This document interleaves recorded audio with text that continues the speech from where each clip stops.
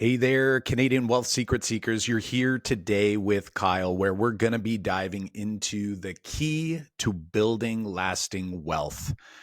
And specifically, we're going to be unpacking the key takeaways from the National Study of Millionaires, revealing what over 10,000 millionaires did to get there and what you can do in order to get there too.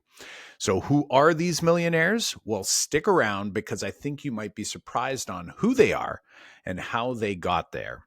Whether you're a T4 employee or an incorporated business owner, toss in those earbuds and stick your phone in your pocket so we can learn how to apply these principles to your own wealth building strategy.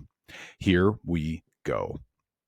All right, there, my friends. It is another Wealth Secrets episode, and we are super excited to dig in here. This one's been a long time coming because I came across this study quite a while ago, and I've really wanted to take an opportunity to take a deep dive in order to look at, what really goes into folks becoming millionaires. Now, I do want to preface, okay, becoming a millionaire nowadays is definitely not what it felt or seemed like back when I was a kid, and maybe you feel the same, right? $1 million is actually not, for many people nowadays, is not enough to, have you feeling good about, say, retirement and so forth, unless you're a very, very small spender, right?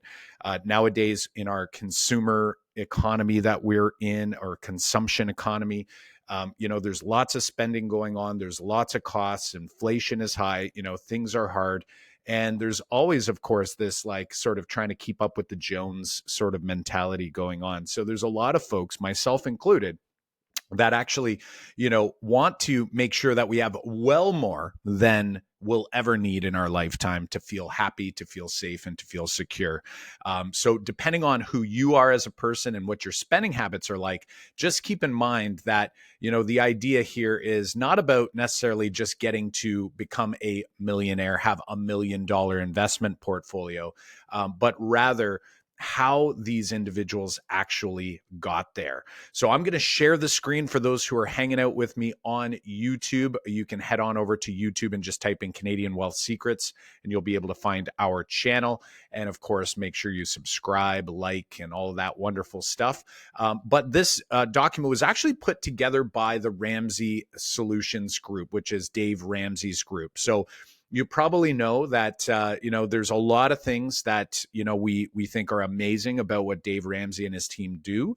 But there's also some parts that aren't necessarily, we're not in full agreement with, for example, their average rates of return that they use when investing in mutual funds, for example, they often throw around this number of 12%. That's like massively high to use as an average rate of return, simply because the S&P itself is less than that. And then also over different, 10 and 20 year periods, it can be as low as even, 8-ish% as well. So, with fees and all these other things, it's definitely not good to necessarily blindly follow some of these other tactics. They're also not big on ever utilizing debt. Which I think is also good for many people, right? Because you have to be responsible with debt, but not necessarily the best foot forward for everyone. So as we go through here, let's chat a little bit about, what they did here. So they studied and they found and interviewed over 10,000 millionaires. So these are people that have investment portfolios, investments of over $1 million, and are deemed to be millionaires. Now, I wish that we had more detail as to what that cutoff looked like, because again, I don't think anyone here is listening to this podcast hoping to just get to $1 million and then stop. It's probably a lot greater. But what you'll find from some of this study is that 8 out of 10 millionaires that they surveyed invested in their company's investment plan. Now, this is in the US, so they call that a 401k. But here in Canada, if you have any sort of match option or opportunity with your company, definitely be taking advantage of that. But then something else that's really important is that 3 out of 4 of those surveyed also invested outside of company plans. So why I say this is, as a former high school math teacher, and having a great pension that goes along with it. There's many educators out there that have this awesome pension and everyone's jealous of this pension, and then they choose not to do any other type of outside investing. However, the better the better option would be to also be investing outside of your pension or other opportunities that you might have. So this is really important and key. So that's a really important piece here. Now, 3 out of 4 millionaires stated that regular, consistent investing over long periods of time led them to their success. So basically what this means is they weren't relying on high risk investments or timing the market. They weren't going out there and trying to, squeeze out the extra like 0.5% or the 1% or this or that or ever, there's so much noise out there about MER fees and, don't do this because of that fee and you'll be better doing this and be better doing that. What I find is people that get too hyper focused on that, it actually holds them back. They get in an analysis paralysis and they actually get held back from doing the thing they need to do, which is being consistent and consistently investing.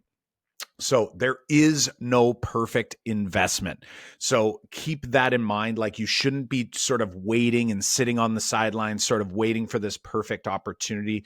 You want to diversify and you want to get some sort of consistency going. Now, for those people that are interested and eager to get into, say, real estate investing, this one's a hard one because when you're getting into real estate investing, there's a lot of learning to be done. And what I don't want to see anybody doing is sort of waiting on the sidelines, doing nothing while their money is sort of sitting there under the mattress, sort of losing value due to inflation. So having some sort of consistent investment, opportunity or consistent investment program going is really important. So even if you are trying to sock away, say, that down payment for an investment property, utilizing tools like permanent insurance, for example, to sort of get that fund going is one thing that you can do.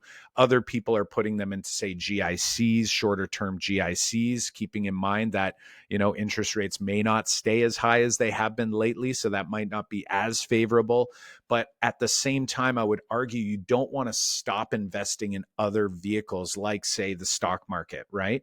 Doing a set and forget sort of mutual fund or ETF strategy is going to add up over time. Now, for some people, they might say, that's money that I could be putting into my real estate project or whatever it might be that they want to do. However, remember that time it takes for you to find that perfect real estate opportunity might actually take so long that you might now be behind the curve. So don't stop investing.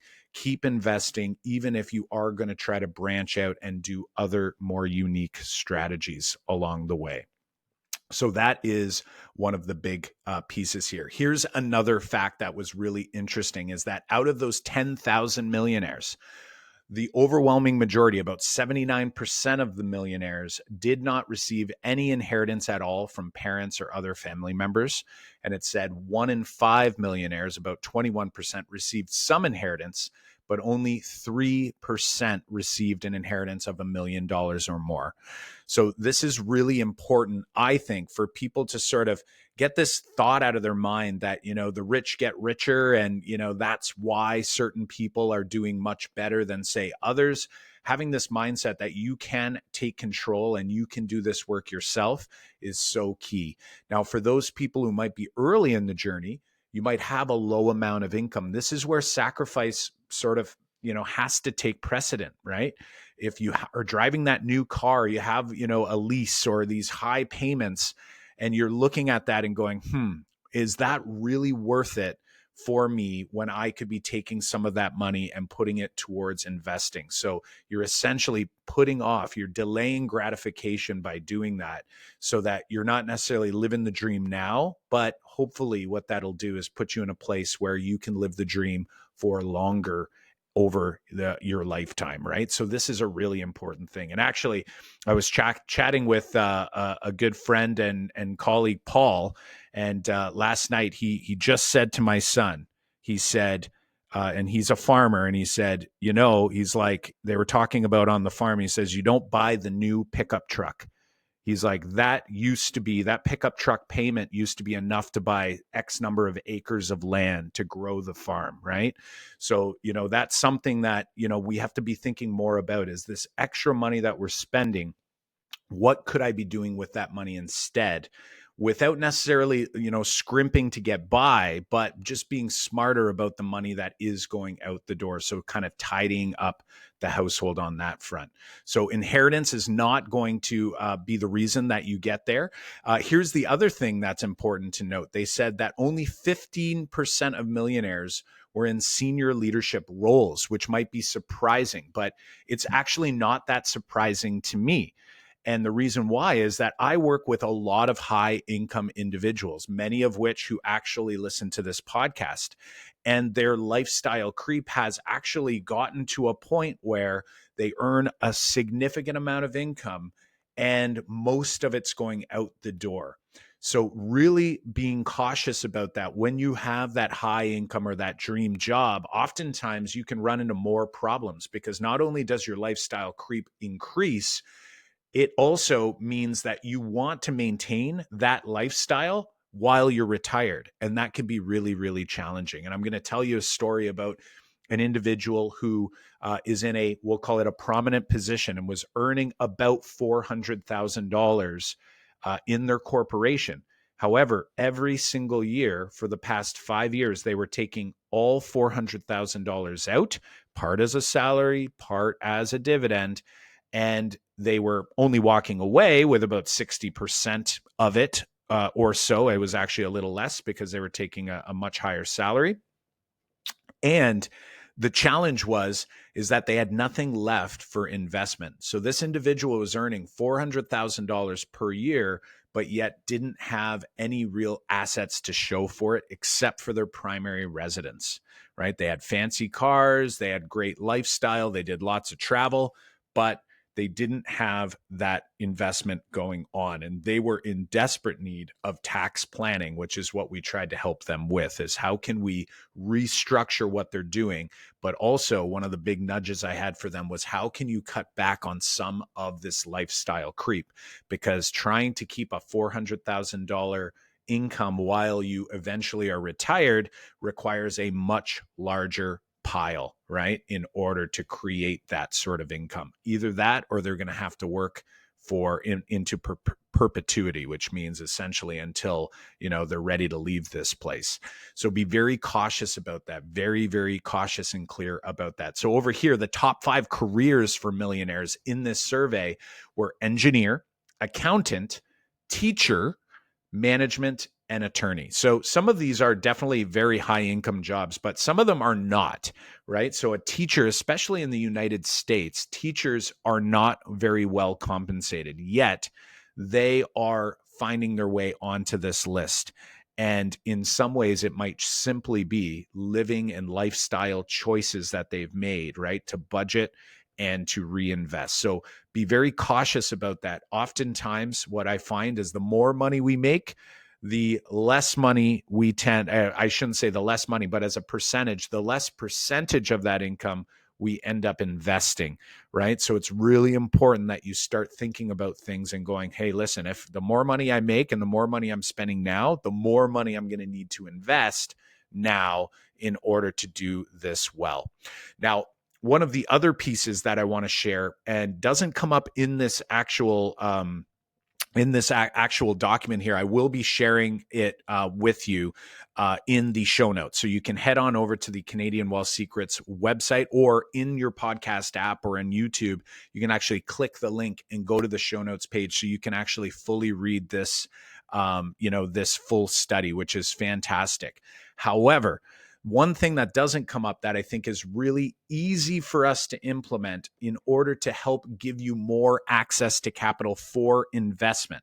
We're not talking about doing this for spending. We're doing this for investment, is better tax planning, right? So understanding, it doesn't matter if you're a T4 employee, if you are a T4 employee, you have to understand how is your employer's match payment or match retirement plan working? Is there one?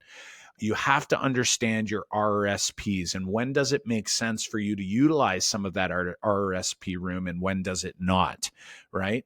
The tax-free savings account is still helpful for future tax planning as well, right? You're not going to get any money back now from tax savings, but it can be really helpful. And specifically for our incorporated business owners, understanding what and how you are being taxed inside of your corporation is so key in order to take care or take advantage of tax deferral opportunities, which is why many people leave money in the corporation.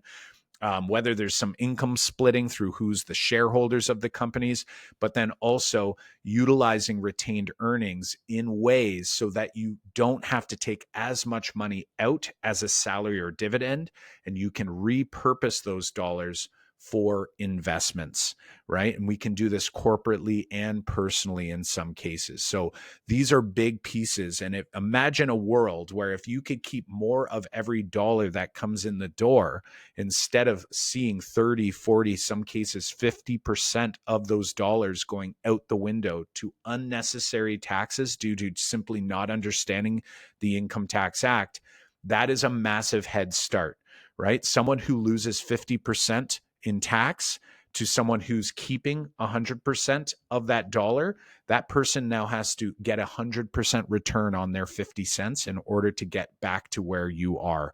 So that is a really important piece here, is that tax planning, as much as we don't want to learn about it, it's complex, we don't want to think about it, getting a team on your side to help you understand where those dollars are going and how we might be able to structure things differently in order to maximize this situation. That is super important. So ultimately, some closing thoughts here on today's episode. The Ramsey study is a fantastic place for you to go check it out. This is called the National Study of Millionaires. You can definitely go and take a look at it. We scrolled through it on YouTube if you're listening right now, but definitely head over to the show notes page in order to have a closer look yourself.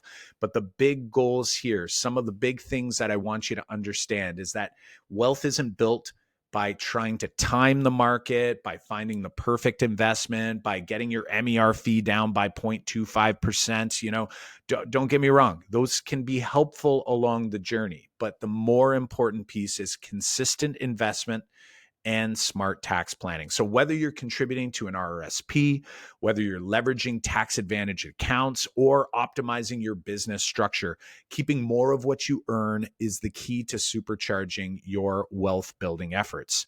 So take action today. Set up that automatic investment plan and start making tax smart moves to compound your wealth.